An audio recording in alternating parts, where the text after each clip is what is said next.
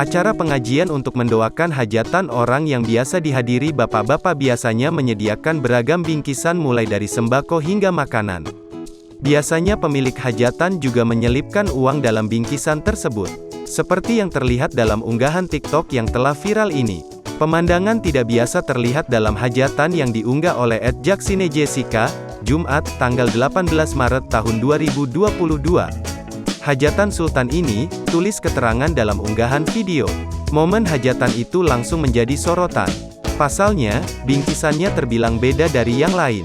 Acara hajatan ini memberi para tamu undangan bingkisan berupa sekarung beras yang diturunkan dari truk.